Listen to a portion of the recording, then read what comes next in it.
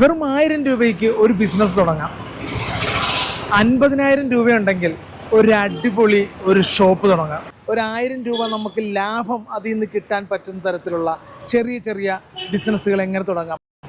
അപ്പം ആ കാഴ്ചകളിലേക്ക് നമുക്ക് കിടക്കാം. എന്തൊക്കെ പ്രോഡക്റ്റാണ് നമ്മുടെ ഉള്ളത്? ക്ലീനിങ് മെറ്റീരിയൽസ് എല്ലാം ഉണ്ട്.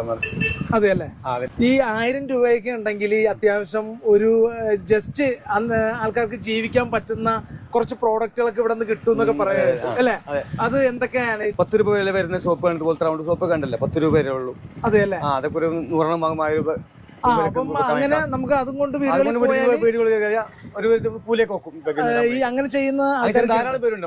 ഒത്തിരി പേരുണ്ട്, സ്ത്രീകളും പുരുഷന്മാരും ഒത്തിരി പേര് വരുന്നുണ്ട്. ഈ മിച്ചം പിടിച്ച കുറച്ച് പൈസയിൽ നിന്ന് ഒരു ബിസിനസ് സ്ഥാപനം ഉണ്ടാക്കാനായിട്ടൊക്കെ നിങ്ങൾ ഹെൽപ്പ് ചെയ്യുന്നുണ്ടെന്നൊക്കെ കേട്ടു. അത് എത്ര രൂപ മാക്സിമം എത്ര രൂപ? 20,000 രൂപ ഉണ്ടെങ്കിൽ നമുക്ക് ഒരു കട സെറ്റ് ചെയ്യാൻ പറ്റും. ചെറിയ 20,000 രൂപയ്ക്കോ? അതെ, തോതനുസരിക്കും. പിന്നെ മിനിമം 50,000 രൂപയ്ക്ക് നല്ലൊരു കട സെറ്റ് ചെയ്യാം. റാക്കൊക്കെ അടിച്ച് നിങ്ങൾ തന്നെ സെറ്റ് ചെയ്ത് കൊടുക്കുകയാണ് അല്ലേ? ഒരു കടമുറി മാത്രം നിങ്ങളിലേക്ക് തന്നാൽ മതി അല്ലേ? ബാക്കി പ്രോഡക്റ്റ് ചെയ്യുന്നുണ്ട് നമ്മൾ. റാക്ക് എല്ലാ കാര്യം ആണല്ലേ?